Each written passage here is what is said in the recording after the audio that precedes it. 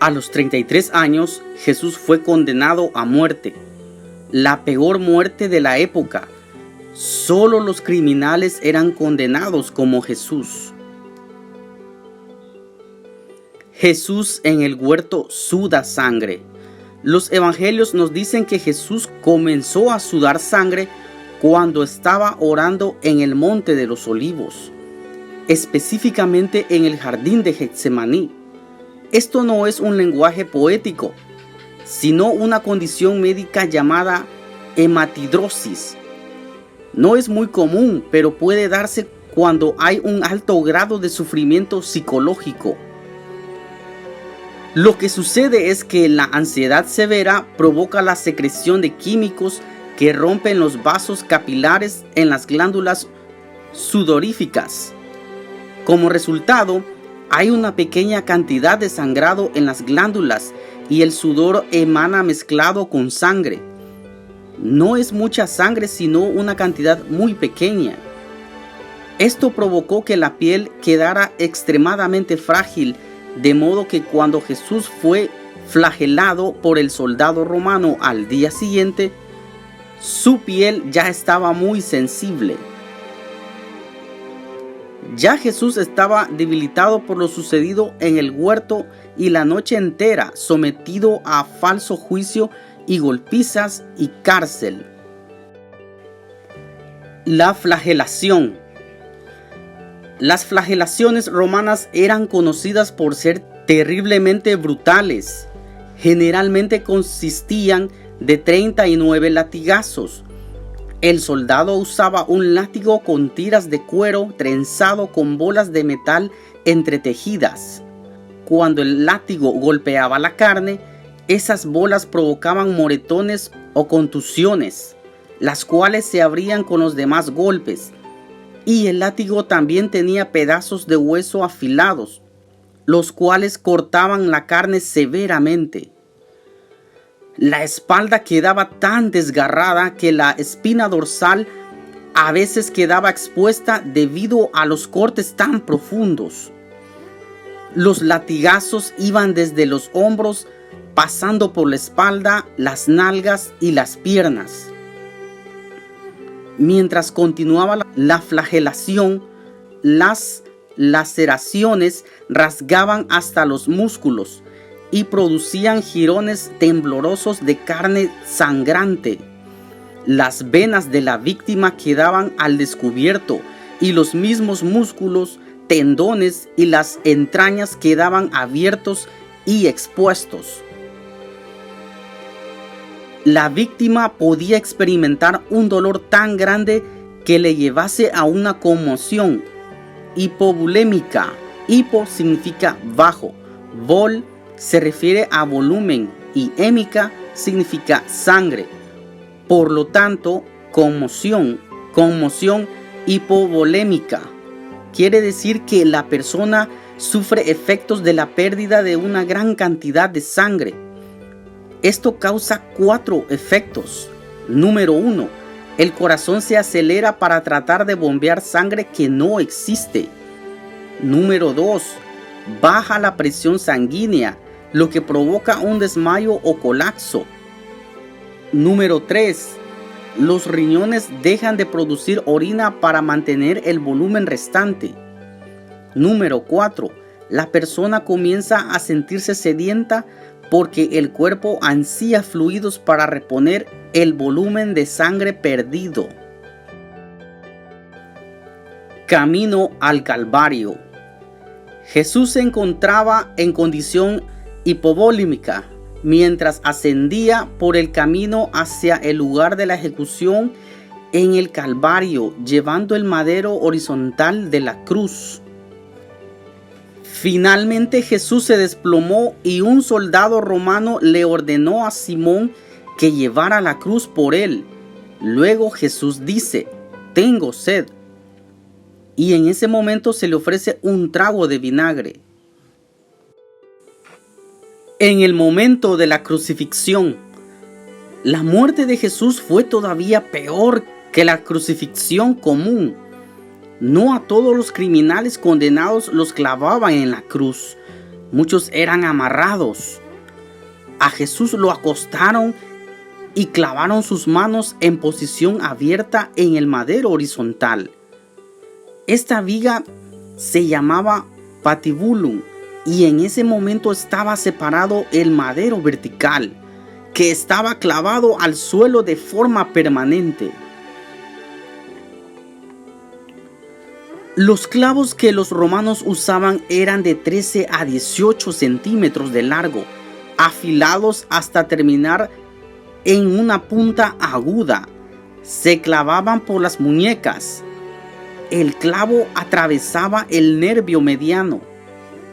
Ese es el nervio mayor que sale de la mano y quedaba triturado por el clavo que lo martillaba.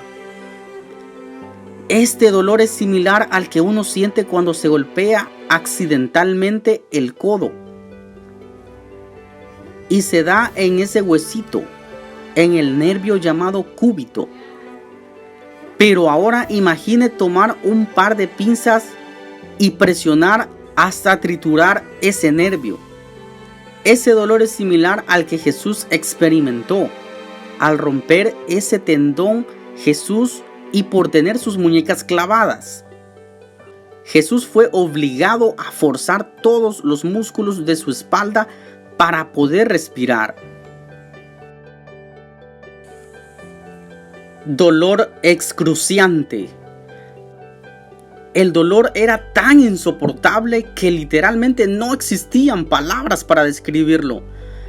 Se tuvo que inventar una nueva palabra llamada excruciante, que significa dolor de la cruz, para describir semejante dolor. Jesús colgado en la cruz. Cuando Jesús fue alzado para unir el madero con el poste vertical, se procedió a clavarle los pies. Nuevamente los nervios de los pies fueron triturados y eso debe haber causado un dolor similar al de las muñecas. Al momento de estar en posición vertical, sus brazos se estiraron intensamente. Probablemente 15 centímetros de largo y ambos hombros debieron haberse dislocado. Solo tome en cuenta la gravedad para sacar su conclusión, lo que confirmaba lo escrito en Salmos 22: dislocados están todos mis huesos. Una vez que la persona cuelga en posición vertical, la crucifixión es una muerte lenta y agonizante por asfixia. La razón es que la presión ejercida en los músculos pone el pecho en la posición de inhalación. Básicamente, para poder exhalar, el individuo debía apoyarse en sus pies, fijos con clavos al madero, para que la tensión de los músculos se alivie por un momento. Al hacerlo, el clavo desgarraría el pie hasta que quede finalmente incrustado en los huesos tarsianos. Después de arreglárselas para exhalar, la persona podría relajarse y descender para inhalar otra bocanada de aire. Nuevamente tendría que empujarse hacia arriba para exhalar, raspando su espalda ensangrentada contra la madera áspera de la cruz. Este proceso continuaba hasta que la persona ya no pudiera empujarse hacia arriba para respirar. Entonces moría. Jesús aguantó esta situación por poco más de 3 horas. Muerte de Jesús. A medida que la persona reduce el ritmo respiratorio, entra en lo que se denomina acidosis respiratoria. El dióxido de carbono de la sangre se disuelve como ácido carbónico, lo cual causa que aumente la acidez de la sangre. Finalmente, eso lleva a un pulso irregular. De hecho, al sentir que su corazón latía en forma errática, Jesús se hubiera dado cuenta de que estaba a punto de morir. Y es entonces que pudo decir: Padre, en tus manos encomiendo mi espíritu. Y luego murió de un paro cardíaco. Incluso antes de morir, la conmoción hipovolémica debe haber causado un ritmo cardíaco acelerado, sostenido, que debe haber contribuido al paro cardíaco, lo cual dio por resultado la acumulación de fluido en la membrana que rodea al corazón, llamada efusión pericárdica, al igual que alrededor de los pulmones, llamada efusión pleural. Traspaso del corazón. Para acelerar la muerte, los soldados quebraban las piernas de los crucificados, utilizando para ello una lanza romana para despedazar los huesos de la parte inferior de las piernas. Eso evitaba que la persona empujara hacia arriba con las piernas para poder respirar, así que la muerte le seguía en cuestión de minutos. En el Nuevo Testamento se nos dice que los huesos de Jesús no fueron quebrados como ocurrió con los otros crucificados. Esto fue así porque los soldados habían confirmado que Jesús había muerto. Así se cumplió la profecía del Antiguo Testamento acerca del Mesías, donde se dice que ninguno de sus huesos sería quebrado. Pero el soldado romano, para confirmar la muerte de Jesús, le clavó la lanza en su costado derecho. La lanza atravesó el pulmón derecho y penetró el corazón.